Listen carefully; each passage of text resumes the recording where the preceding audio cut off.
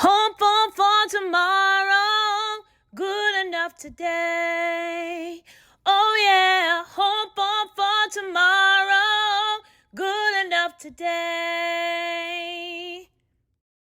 Hi, everyone. Welcome to Good Enough Today, the podcast where we share stories from people who are showing up authentically even when life gets tough. I'm your host, Cheremma Lee, and today we have another segment of Good Enough Tonight with my favorite co-host, Jadan Lee Williams. What's up, Jadan? Hey guys, it's good to be back, and I appreciate y'all having me. Awesome. So we're going to kick things off the way we kick things off all the time. Let's talk about PEM. How are you feeling today? Physically, emotionally, mentally, on a scale from 1 to 10? Okay, physically, could be more well rested, so I'll give myself about a 7 right now. Emotionally, I feel like I'll say maybe a 7 as well, just kind of even keeled. I don't really feel too high or too low, which is a good thing. And then what was the last thing? Mentally, honestly, mentally, I'll give myself about a 6 right now, just because I feel like I could be a bit more organized and just a bit more, um, attentive to details. But other than that, I mean, I'm feeling pretty good. I feel like today is still just getting started, so I'm gonna make it a good one. Awesome. That's great. My PEM for today, I would say physically I'm about a 5, got some allergies and things happening. Emotionally and mentally, I'd give them both 6s, solid 6s, not bad 6s. Okay. Sometimes they're trending downward. Right. I think we're just trending, just kind of, Just steady. Yeah, just steady. So I Okay. think that's good. So today we're going to finish out our highlights from last season. And then we're going to get into a couple of stories about Good Enough Today. And then also talk a little bit about what our Good Enough Today moments are right now. Okay. So first let's talk about Mark, the bad guy.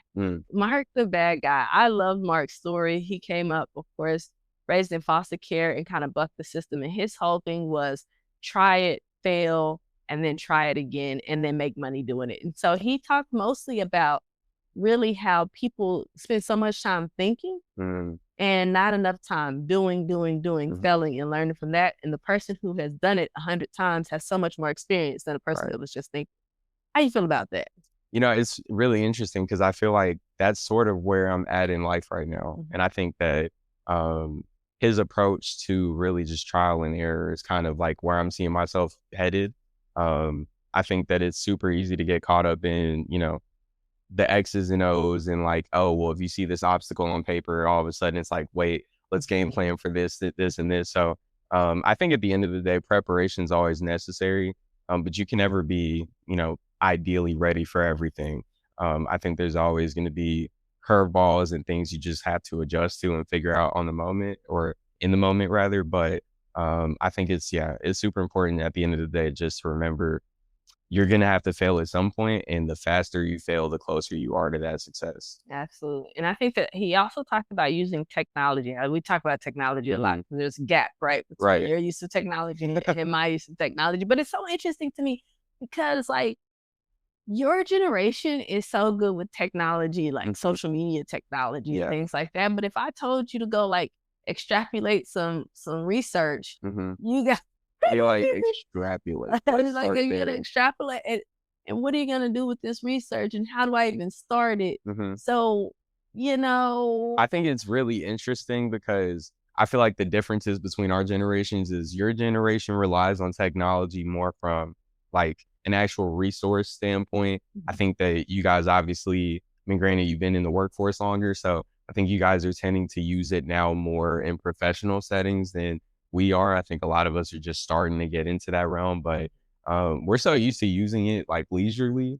So I feel like for us, it's different just because like, I mean, I know how to work a smart TV, right? Like I know how to, if you have a little thermostat app, like I can probably poke around and figure it out in a few minutes, but I just think the mindset is different, right? And I think when you're so just used to it, sometimes you don't really think about all the resources you have within that technology, right? Even just with the cell phone.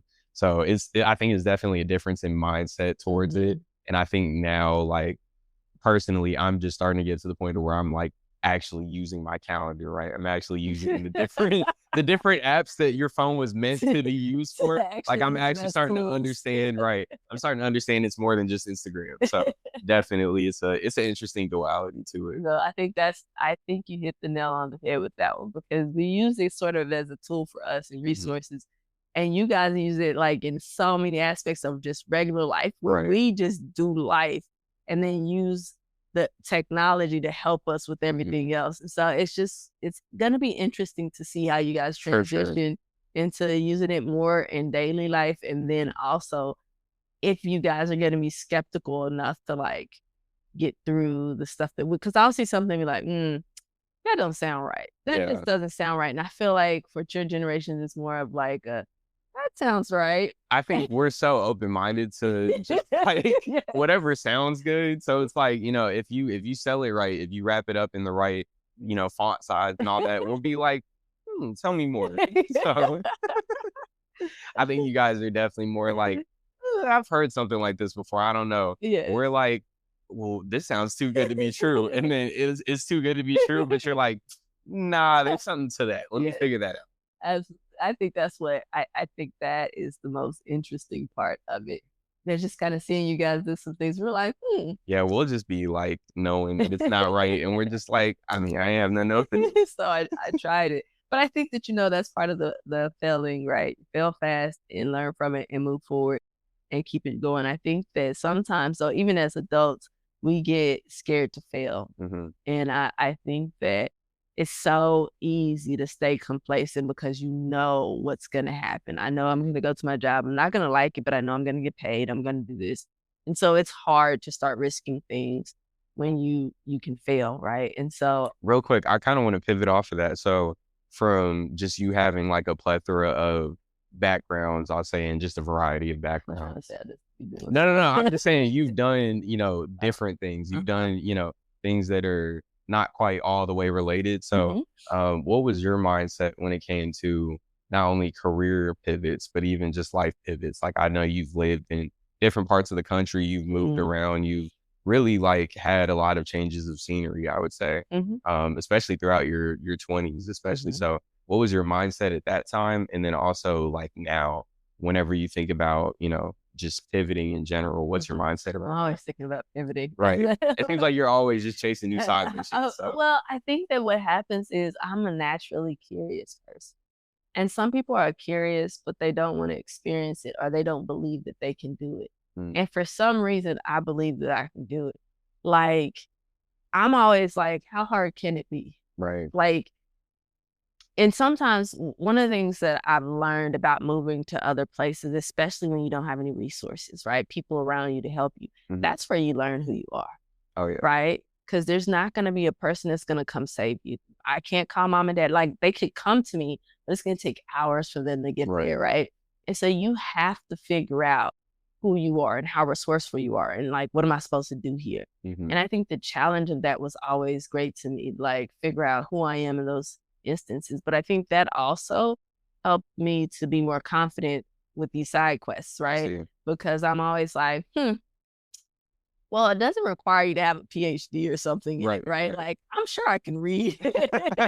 There's got to be something. You're like, I think I can learn something. Yes, I can learn this and then try to figure it out, right? And so a lot of people get to that phase where they're curious about it, but they won't try it. And they talk about it. And something about me is that I get annoyed if I talk about something too long and I'm not doing something. I mean, they're going to, okay, you going to keep talking or are you going to do it? So you either got to stop talking about it or you have to do it. And I'm like, okay, well, I guess I have to do it. And then I go try it. And sometimes it doesn't work out the way I thought it would work out. But most of the time I've learned something great from it. And it's worked out pretty well for me. There aren't many things that I don't think I could figure out. Gotcha. I'm like, I bet you it's on YouTube. No, for sure. And I think that's such a big thing is just mindset. I think belief is like half battle. Yeah. The rest is just consistency, right? And just believing. A lot of people don't trust themselves, right? People don't trust themselves to be able to do certain things. And for me, it's always like, well, even if I'm not, what did I lose? Like, did I lose some money? Maybe, right? Did I lose an opportunity? Maybe, but probably not. I probably created an opportunity somewhere with the people I've met. But also, like, it's a risk-benefit analysis for me. And I'm like, well, it's risky, but the benefit I'm going to get from it is going to be amazing. So let me just try to see what happens. Okay. And most of the time, even with this podcast, I'm throwing it up, seeing if it sticks. I'm like, that didn't stick. Yeah. So you're just like back to the drawing board. Back to the drawing board. And I think that scares a lot of people because they need that sort of security. Right. To know that it's going to be okay. And most of the time I have zero idea that it's going to be okay or that it's going to work. And I just keep trying. And sometimes it works and sometimes it doesn't. And then it's like, And do you find yourself battling discouragement a lot? Within myself? Yes.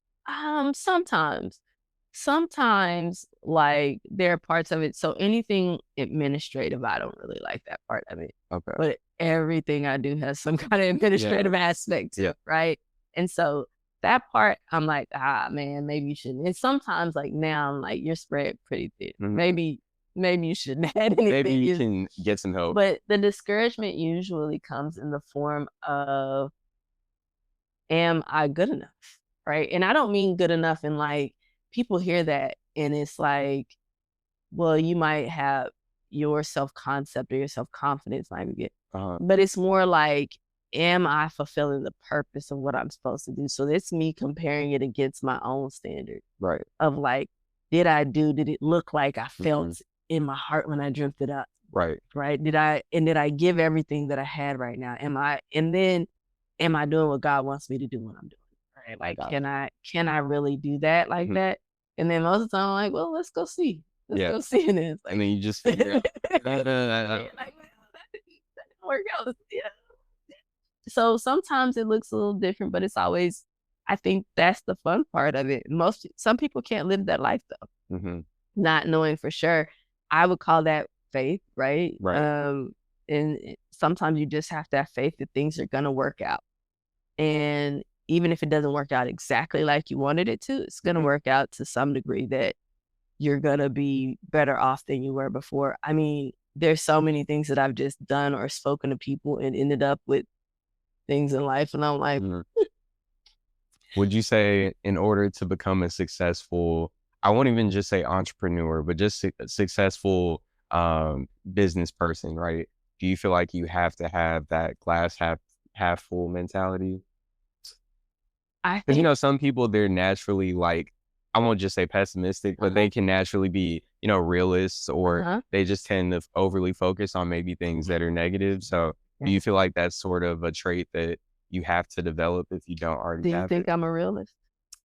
I think you can be. Like, I think that I don't know, I like to say in the best way possible, you have that like slight, almost like delusional itch that I feel like a lot of successful people tend to have, that you can just kind of observe it from afar, right? Like, even just to what you spoke to, I think even when you kind of have that feeling that you don't know if what you're doing is like the right way to do what you want to do, still just kind of taking that leap of faith and, really just exercising your belief. So I think you're kind of an interesting person. Like, I think you're the type to like know that you can probably find someone else to do something better than you may. But you're like, I'd rather just get good enough at it to where I'm confident. And so that's where the growth comes in. I think that you kind of hit the nail on the head. There has to be, I think that you are much better off if you are optimistic about your chances. Right? I just think that that's better off in life and health and everything that you do if you see it more from a positive perspective than a negative perspective, because gratitude will take you a long way. So like, things can really suck. It can really, really suck. But if you can see the good in it a little bit, I think it helps. It helps a ton, especially when you're the only person. Like, any entrepreneur will tell you, you can have the best support system, but there's always a point when you're alone. It's not loneliness. There's a difference, right? But there's an alone where the weight of what you're doing is solely your responsibility. Right, it's gonna fall on you. And that's what you sign up for. And so to some degree, you need to have a positive perspective in order to keep going, not only for yourself, but for the people that rely on you to do different things.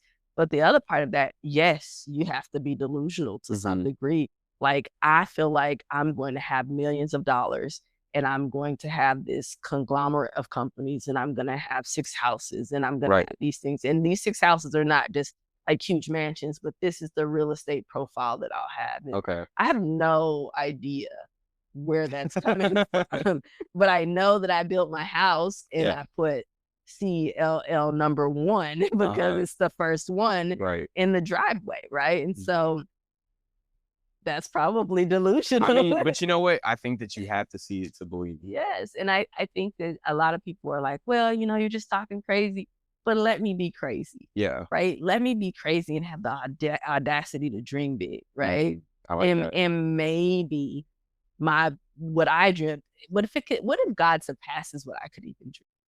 Right? And so I think that sometimes we limit ourselves by our own concepts of who we are and what we can do, when there's so many things. And you know what else? I see people out here that do stuff and I'll be like, now listen, I know. You had to have thought about that and been like. Yeah. And so sometimes also though, there are people that aren't, you know, like they're not smarter than me. They don't have more resources than me. And they're more successful than I am. Yeah. And so if that's the case, then that means that the problem is me. They just had the heart and the will to go and try it and figure it out. And so I would hate for me to be missing out on a blessing because I didn't have the heart to try something. For sure. And so maybe that scares me more so than I want to be on my deathbed without any regrets. I don't want to be like, you know, back in 1992, I wish you did. 2030 would have been my year. Yes, you know? And so there are some things that I wish I'd done differently here and there, but most of the time we're gonna aim for the fence. We're gonna see what happens. I'm gonna try to hit the home run. I might get a triple, and that's still pretty good, you know? Yeah, so for sure. I think that's kind of how. Okay. She said you're delusional. Just a hint of it. But it's okay. I think that that's true, and I think that sometimes you have to be in order to be. And I want to be clear that I don't think of success as just monetary, right? I think it's the people that you love, the people that care. Like, do you have people around you that love you and care for you and that will help you when you need it? Do you have resources? Are you being good to other people, right? Right.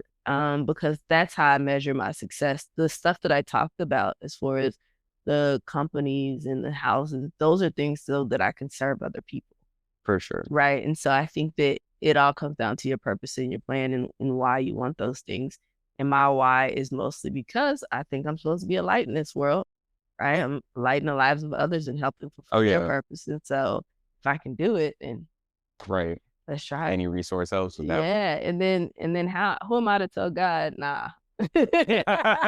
You're like, you know, I'm straightforward. Like, don't even worry about it. You know what I mean? You know, double give it to the next person. Yeah, just go ahead, pass on that, right? And so, I've had my fights with God though. I don't usually win those. So, he'd just be looking at there, like laughing when we try to punch back. He'd be like, "Is that it?"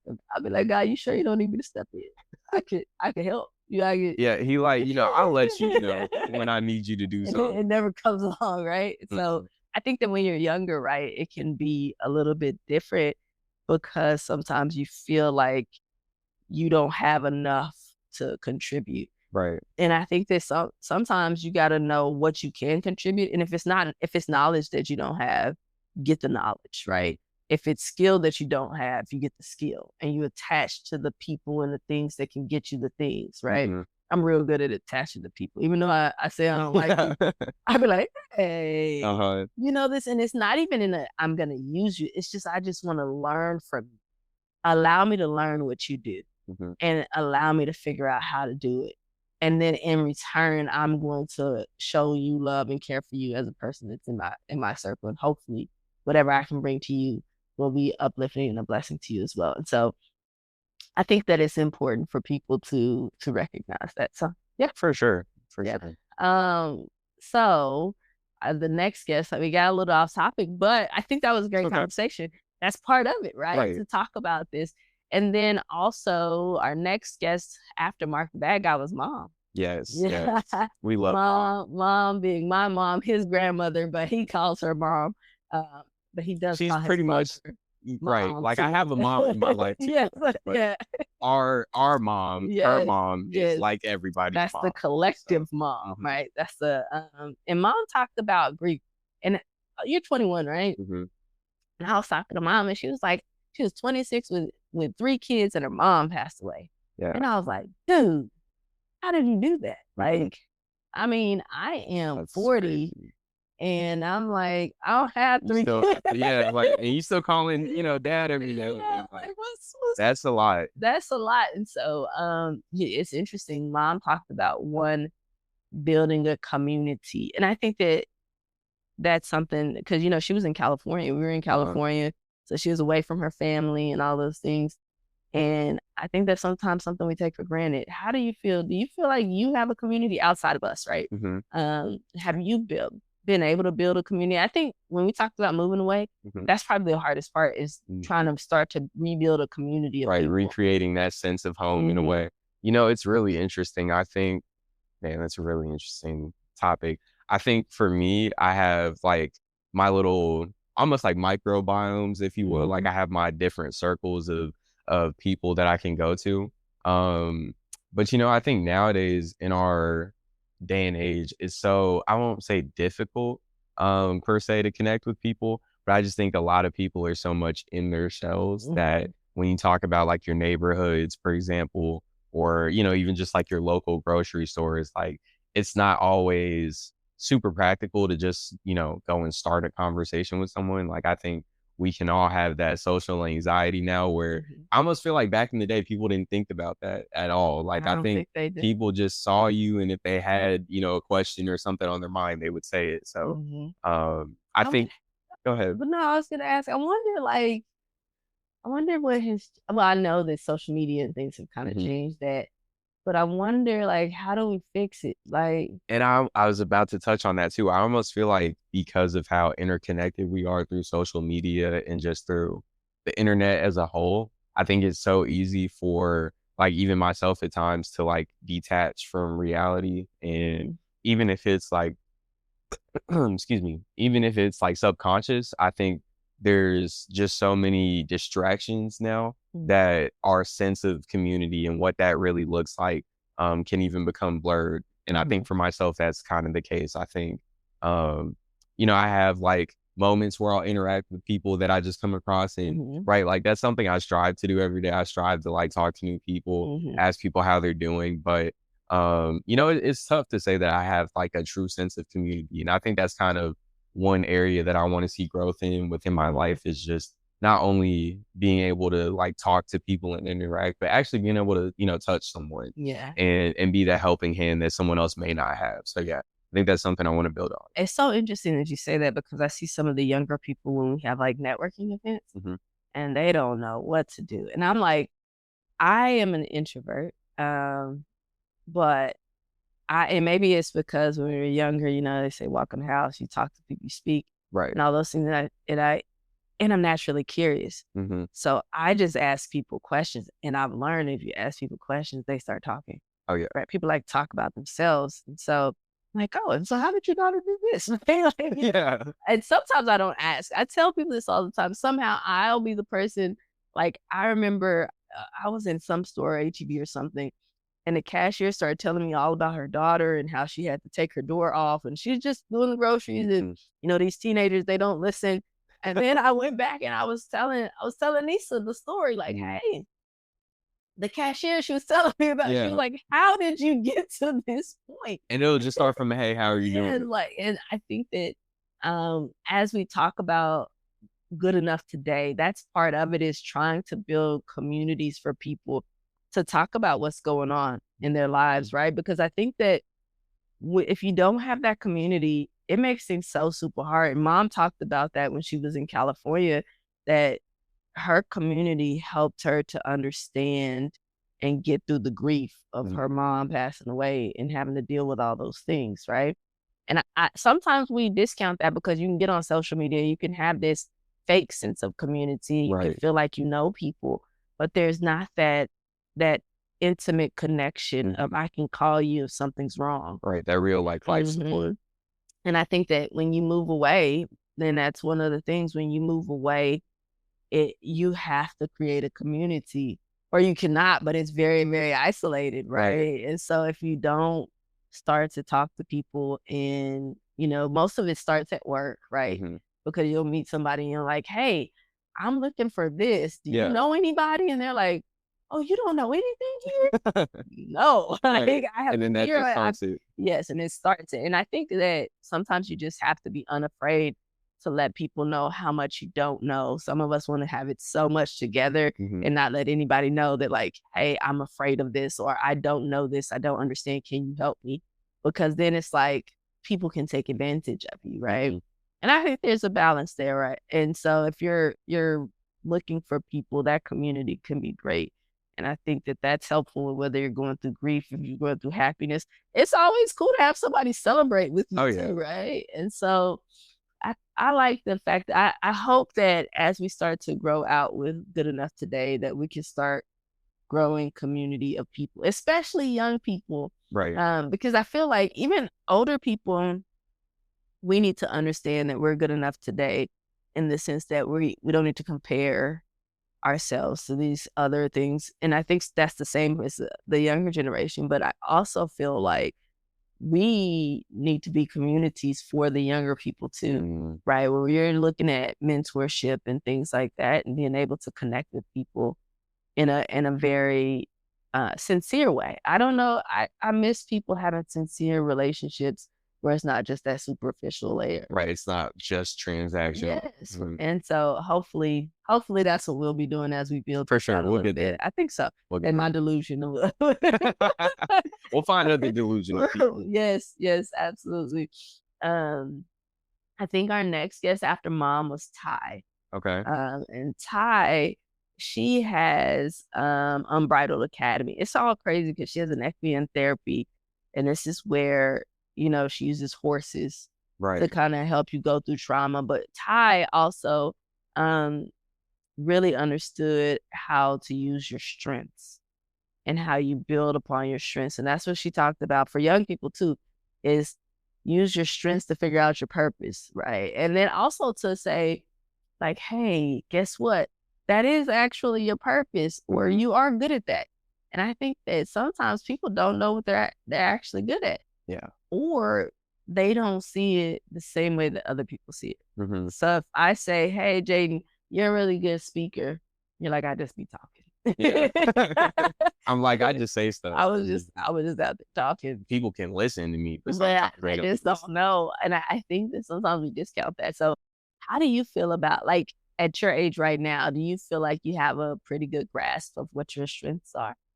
Not at all. I think in all honesty, I feel like I know some of my strengths, but I also think that I'm still at the point where I'm like developing, things that may not even be a weakness, but in my head, it's a weakness still, or it's just something that I'm not fully confident in. So I think it's hard for me to say that I know, my strengths and weaknesses.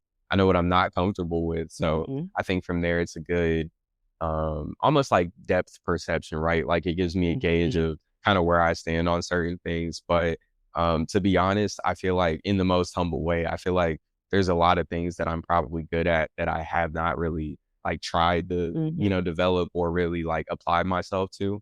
So I think I'm kind of like 50-50. If I had to give myself a grade, I'd give myself like a C+ in terms of like understanding my strengths. I feel like beyond just speaking, I have a way with like connecting with people and just kind of like on, I guess maybe an emotional level, really just resonating with people.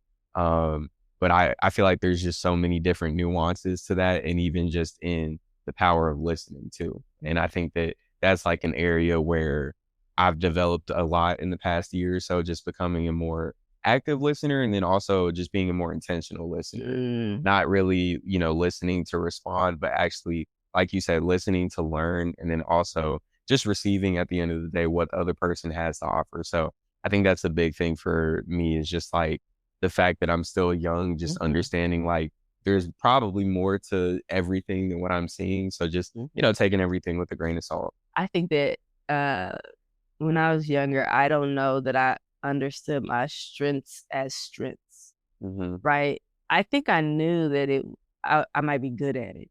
Right. But I didn't understand the power that comes with understanding how to make it work for you. Yes. And I think that there are some people who just know. I was never a person that just knew.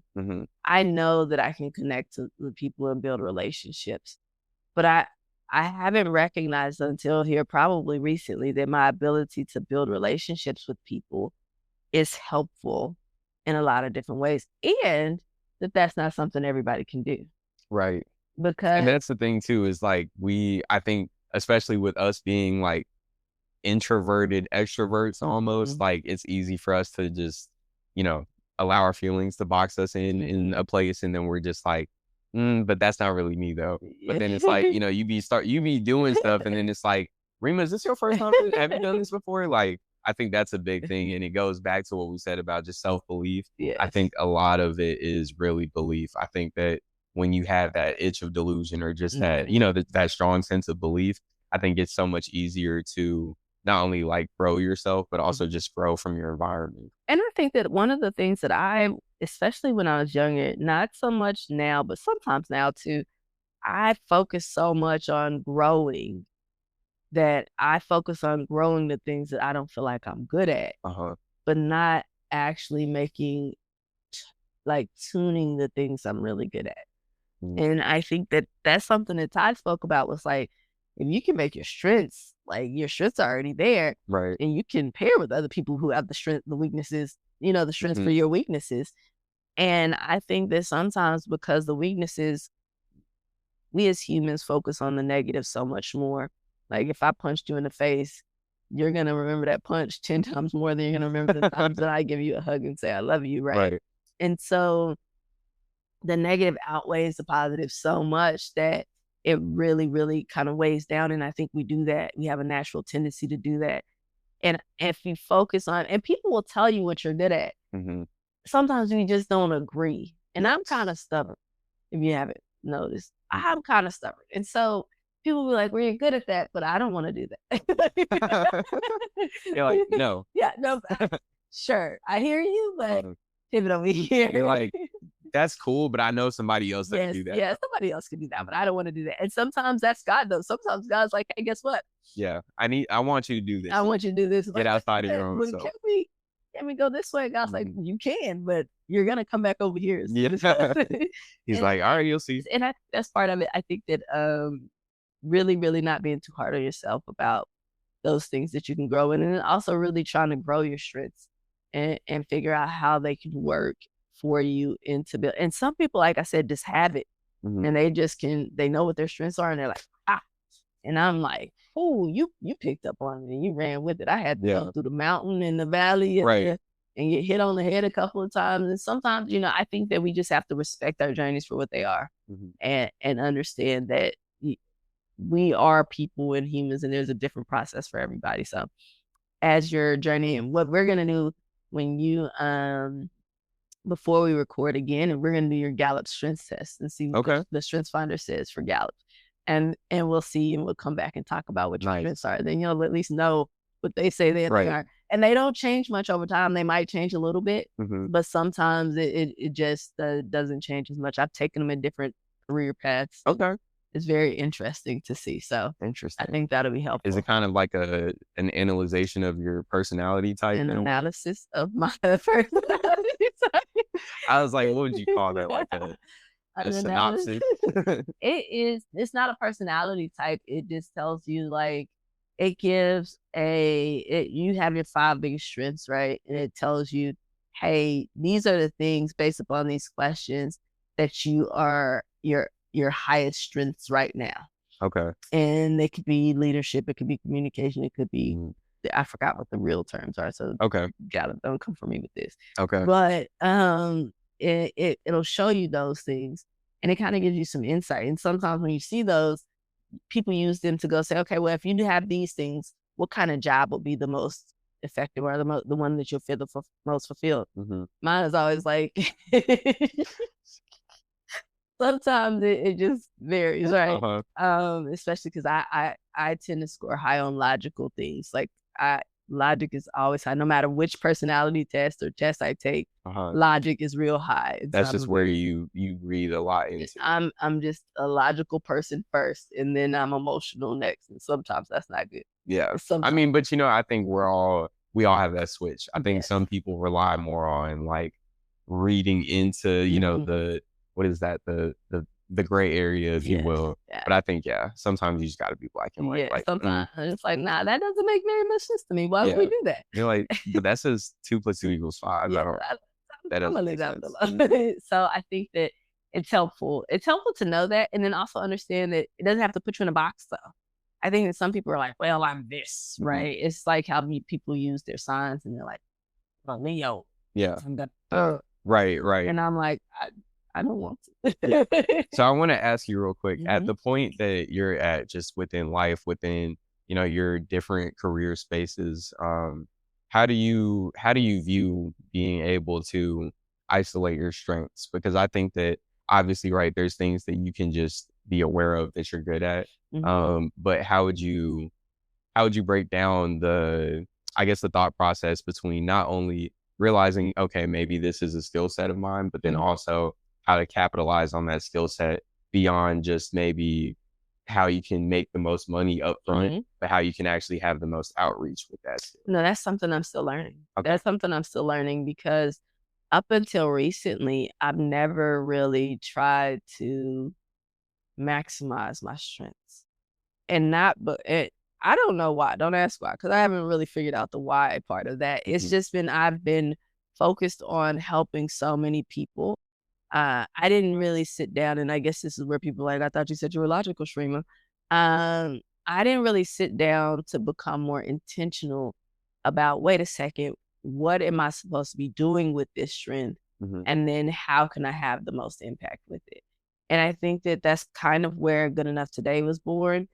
And also when you have Unabridged Academy, just figuring out that I'm really good at teaching people concepts.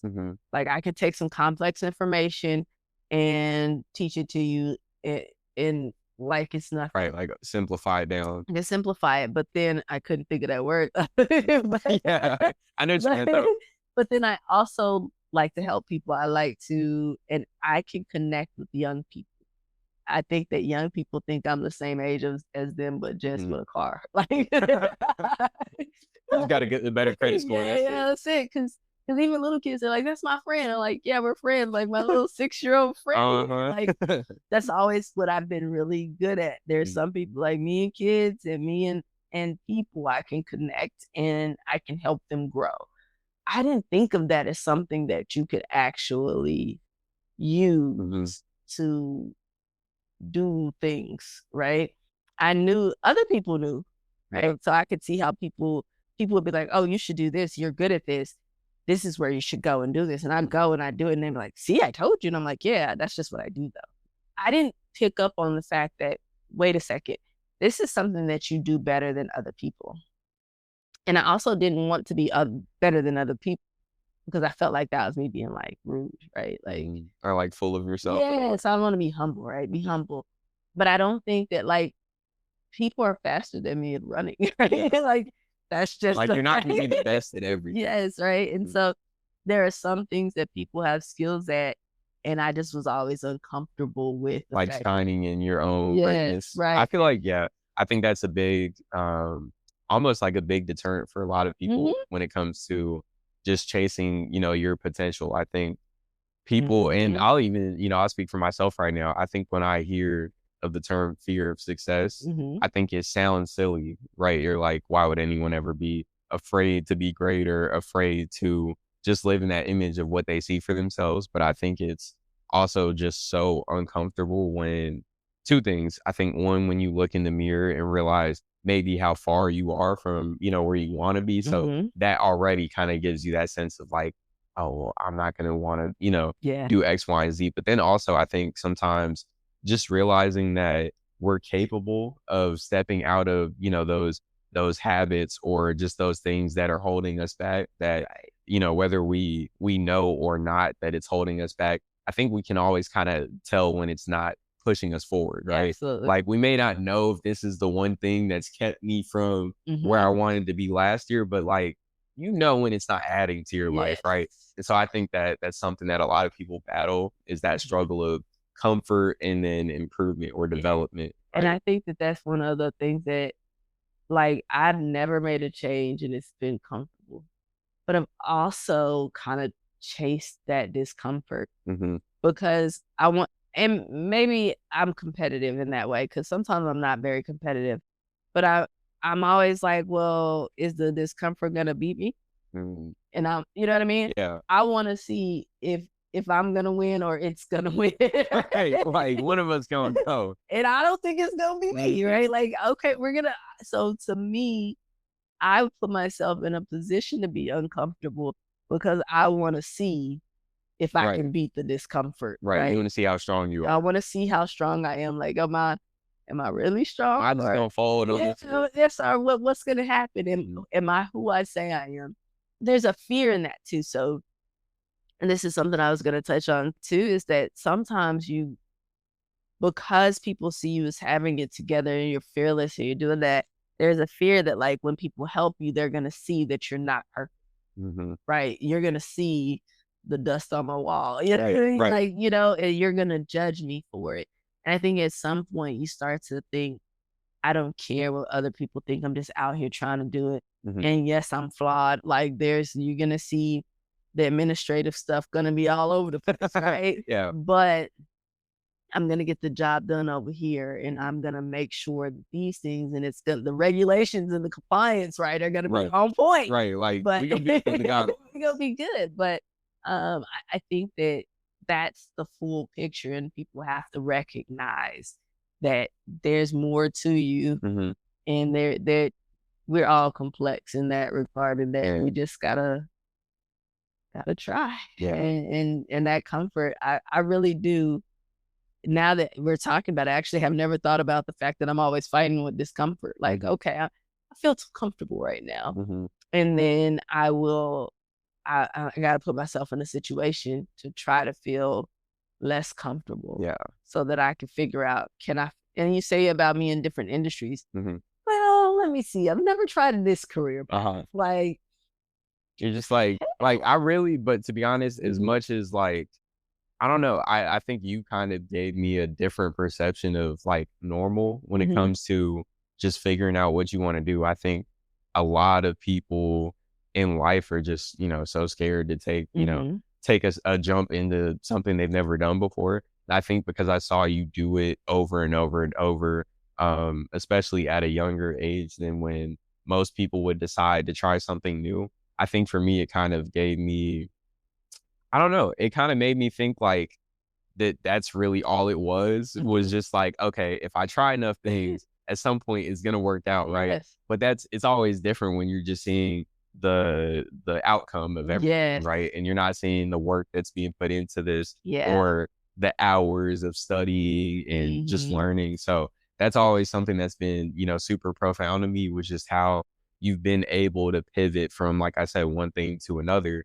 But that's also something I'm starting to understand, is, like, with that boldness of being able to take those steps, right? You also have to be, for lack of better terms, comfortable with that state of learning, that state of, like, you're gonna be trash. Yeah. You are gonna be trash at it. Like, I mean, if you even look at, like, my editing of the videos from the beginning to now, I still suck, but I'm, like, not as bad. I'm, like, my level of suck is less, right?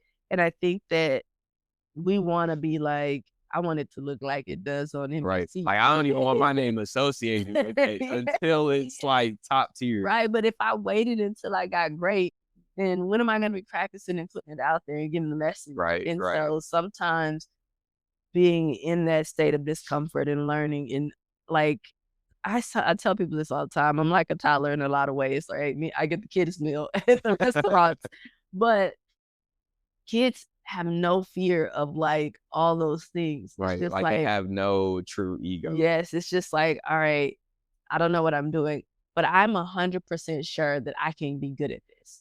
Right. Give me the time. There's almost, now, if you're talking about quantum physics, I'm gonna need an extra. That might be, I'm gonna need a little extra. I'm gonna need a little extra time, right? Well, and some tutoring, right? Like, give me a tutor and some mentorship and some flashcards. Let's be realistic now. Some flashcards, right? But I don't think that there's anything that's like physically outside of your realm that I can't ability do, right?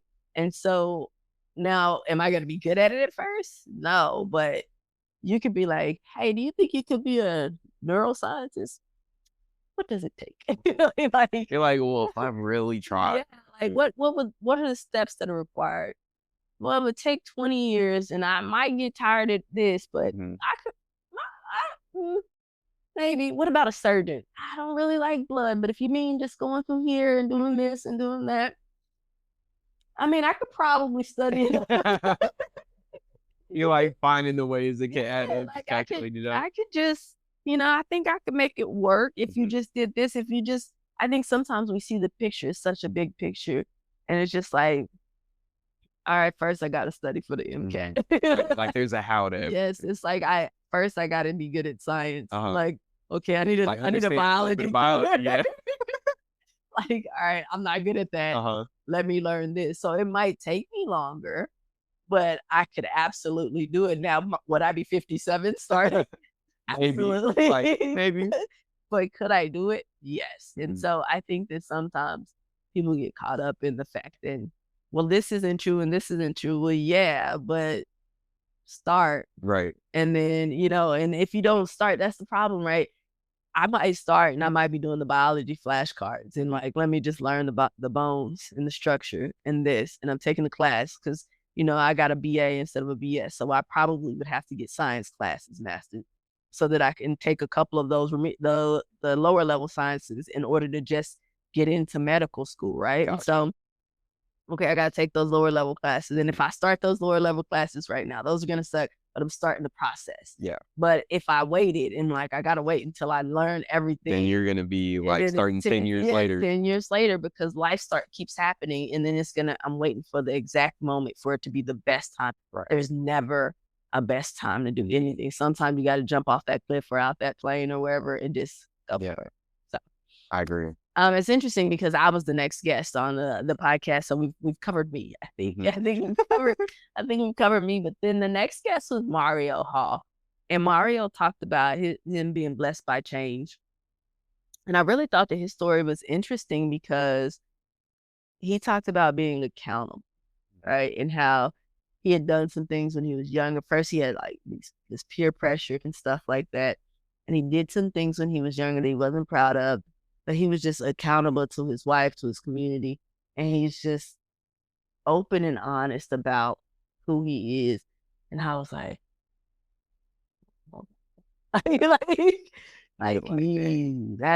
that's some vulnerability. And that's also something that you don't necessarily hear a lot of people say, right? That I did something and I told you the full and whole truth. And it's because I don't want to have the guilt and shame holding me back and weighing on me this whole time. And I was like, that's talk about being profound. Yeah. That's profound because I would definitely in the back of my mind feel so bad that I didn't tell you this. And now I'm beating myself up and beating myself up and beating myself up instead of being able to move forward in things and live in the space and in the life that I'd want to. How do you feel about that?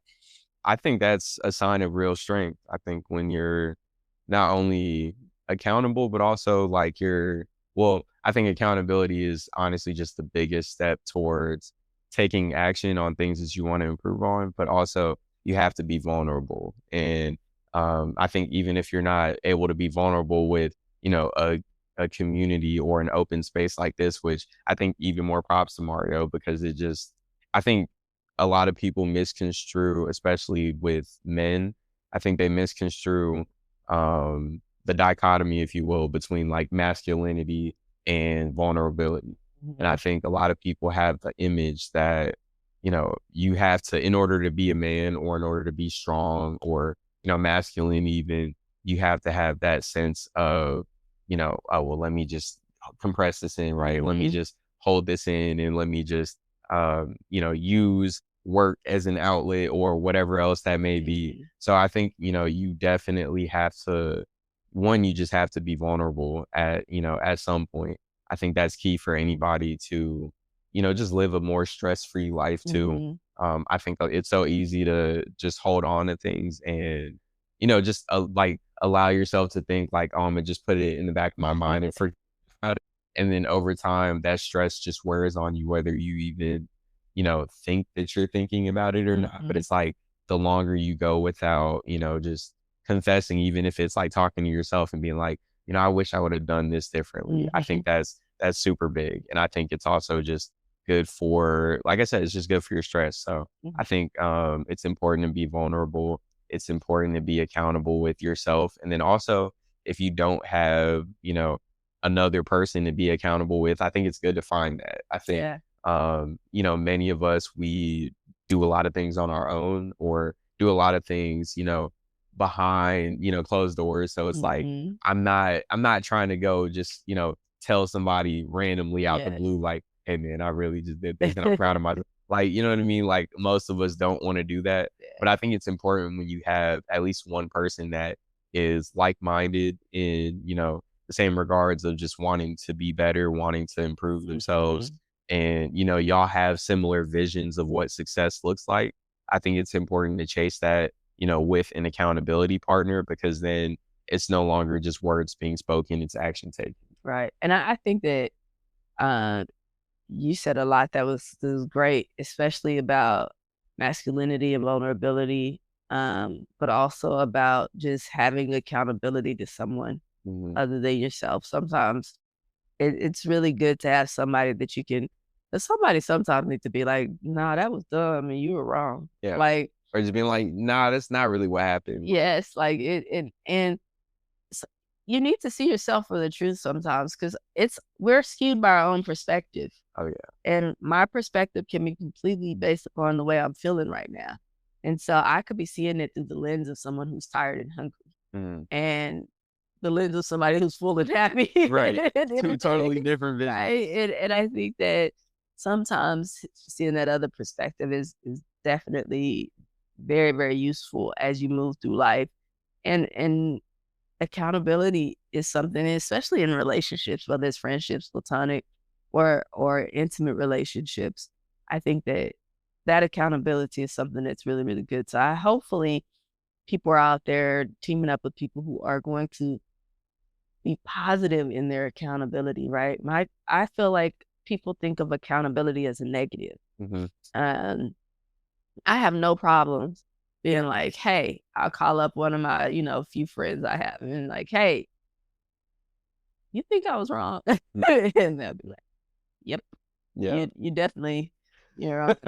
And sometimes they answer real fast. Like, but you could have. You like, all right, well, hold on. But you didn't. Been thinking. You didn't have to. You could have. You could have said it different. You could have waited. Thought about it a little longer. Yeah. And I think that I'm happy that there's somebody who will call me out on my BS, because sometimes I know that I probably wasn't right. And I'm like, but maybe somebody's gonna be like, yeah, you. Please validate me. Yes, and they're like, nah. And you're like, you know what? Okay, you're okay. Like, I mean, all right. And I think that's part of learning yourself and understanding your, we talk about ego and things like that. You got to kind of let that ego go in order to be the best person you can be. And I think that, the guilt and shame piece are so strong. If you've ever read anything Brene Brown, for you guys, that might be before your time, but Brene Brown, she still writes books and stuff. Okay. When you say somebody's before my time, I'm thinking, right. No. She's still here. She's still with us. I'm thinking they retired. She's still with us. Okay. I don't know if young people resonate with Brene Brown as much as like the older. Okay, she just might be in a different demographic. Yes. So, but I think she talks a lot about shame and guilt, right? And overcoming those things. And I think that living without those and not beating yourself up about things, even when you are accountable, right? And just asking for forgiveness and then kind of moving forward on how does that work. And of course, understanding that you still have to do the work for the other person. Right. Is something that is pretty profound. So if you guys have not heard about Brene Brown, just go ahead and check it out. Well, I'm sure these Gen Zers have. So I think that'll be cool. And I think that this is a good segue into The last guest for season 1 was Amber Hamilton Craig. And Amber and I went to law school together. But Amber just has... What year was that you started law school? Nobody... I'm just thinking. But nobody asked you to... No, I'm sorry. That was me thinking out loud. I'm just thinking like, what you did. That goes back to how seasoned you are. Like, I started law school in 2008. You were just a little pup. You're just a little pup. Back in 08, I was 4. I was picking you up from daycare. Yeah, you was out here living life. Like, it's so I was crazy. a for real adult. You were an adult. Like, and, you know, it's so funny, not to get too off topic, but it's so crazy when I think about our age gap. Yes. Because just like you said earlier, like, especially when I was a kid, I didn't think he was that much older than me. Like, and I'm not gonna lie, for a good, like, probably 5-6 years, I thought you were like 21. Yes. Like, I was just like, you know, even though I went to your law school graduation, I was like, you know, it had been a handful, and I'm just thinking like, yeah, she just graduated college. Yes. Like, yeah. She's having her first job, and then it's like, oh, she's having her other first job. Like, so it's interesting. That's why I said kids really think that, like, and she's just... And it's weird now because, like, I'm looking at, like, our nephew, well, her nephew, my little cousin, but he's pretty much like my nephew. And so I'm just thinking, like, it's so crazy because I almost have the same age difference between me and him. Yes. And just, like, I'm seeing him grow up so much. And I still feel like I'm growing up, but I'm just at that, you know, that state of maturity where it's like, you know, you're really starting to learn who you are as a person. And I'm just thinking like, man, it's crazy because like one day he's going to look at me like I'm old. And, like, and I'm going to be like 35. Exactly. Like he's going to be like. He already, as soon as he can start thinking. That's what I'm saying. He probably thinks right now I'm already like 30 and like I'm going to just be old like in 5 years. I'm just like, it's crazy. Yeah, no, it's interesting how that works. Yeah. I think that it's funny thinking about that. But yes, you grew up with me. It's crazy. But I think it also speaks to like just the youthfulness of I guess just living in today's society. Like this is one thing I've been talking about with like people at my job is like how it almost seems like now 35 is like the new 25. You know what I mean? Like, and I think partially it's due to like how we have so many technological advancements in, you know, obviously like skincare, hygiene and all that good stuff. So I think the quality of living is definitely trending in the right direction, but it's just super interesting because it kind of gives me hope a little bit because I'm like, all right, maybe I won't feel too bad when I'm like 30, but it's interesting. Like, I think that what we think of when I thought about being old, I thought about like decrepit, right? Like, yeah. Like when your bones start pretty, like you start to get the knee replaced. Let me put some ice on. Right? Like, although I did have to ice my back the other day, so I was gonna say sometimes I be eating ITI.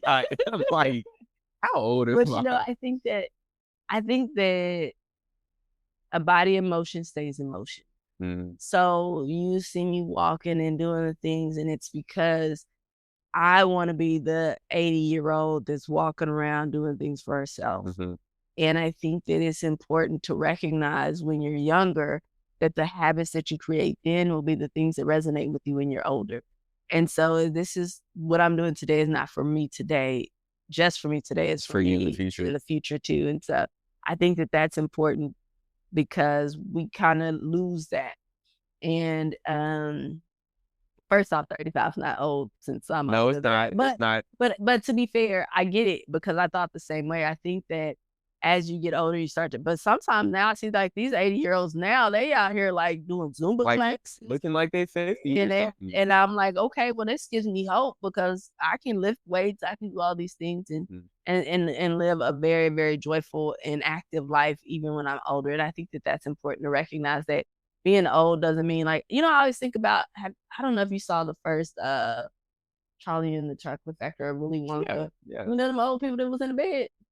Yes. And I'm like, he was like, now that's old. That's old right there. Like, hey, Charlie. Yeah. I'm like, your last leg. Hey, they was in that bed forever. And I was like, no. I remember watching that thinking like, do they use the bathroom in that bed? Like, I got questions. Do they get up to shower? And I'm like, so we just gonna lay in the bed? Right. Like, when's the last time y'all watched these bed sheets? I want no part of that. And so as much as I can, if God gives me the ability, I want to not have to lay in a bed like that. If I don't have to. That's so funny. And so that's kind of what I think of getting old. See, y'all, we're talking about. I know. We were talking about Amber and living authentically. And I went to law school with Amber. Yes. And so Amber, back to you. Amber, though, is so freaking awesome because Amber is just like herself everywhere. Like, she is authentically her. She has an accent. She likes her makeup. She likes her heels, but she's not coming across as like she's trying to do it to look a certain way or be a certain way. It's just who she is and what she likes. Okay. And I love that about her. And I'm like, you know what? That is so awesome. Like, you are just a person. We used to be in law school and she would talk, but she works so hard. And I think people discount that because they're like, oh, when you're pretty, you do this. And I'm like, she has to have some privileges. Yes, she works so hard to get everything that she has. But it was just so good to talk to her about, like, she talked about having God's favor, but she also talked about, like, not caring what people think. Like, if I'm too much for you, then you're not the person for me. And I was like, I don't know if that's something you get when you get older because you just stop caring so much.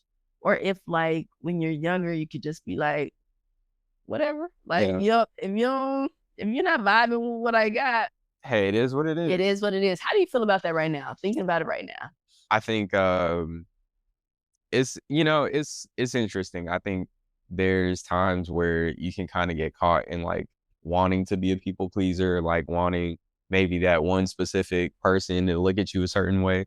But I think that's definitely something that comes with, I won't say age, more so maturity. I think just like understanding that not everyone's for you. And it's so easy to want, especially when, you're spiritual and you want to have that relationship with everyone that you come across of just like having a good rapport. Yeah. It's sometimes it's a struggle. Even for me, it's tough for me to have that realization I'm not going to be everyone's friend, right? And vice versa. Like, everyone's not going to be my friend. So I think it's just important to, remember your self-worth at the end of the day and remember, like, it's okay, right? If that one person isn't like your best friend, like, it's okay. Yeah. And I think that's the hard part, even for us as adults sometimes, right? You kind of want to be in a circle. You want to get into that organization or you want to get into that job. And the rejection is never feels well. But I always say that there's always another open. For sure. And you just might not see it, and that sucks. So you don't see it at that time. And I think that's where you get that positive thinking and understanding that it's coming for you and your journey is your own journey. You can be genuinely happy. That's the other thing about Amber. She is genuinely supportive and happy for other people. And I love that. Like, she is just a sincere person who really, really wants to uplift and empower people. And I think that you just don't see that as much anymore outwardly. It's probably a whole lot of people out here doing it. I talk to a lot of them, but that's not what you see. That's not what you hear. And I think that that's important. We have gotten to the end of season 1 with our updates, but we didn't tell anybody about our Good Enough Today moments and go through some of those. But guess what? You guys are going to have to catch that on the next segment of Good Enough Tonight because we are out of time today. But I hope that you've enjoyed our conversation. And what does, I think I asked you this last time. So today, right now, let's talk about your Good Enough Today moment today. Well, other than, me just waking up, and even though I wasn't the most well rested, I didn't feel like I had, all my juice that I normally like to have. Like, I just told myself, you know what, we're just going to get our head on straight and we're just going to make the most of what God's given us today.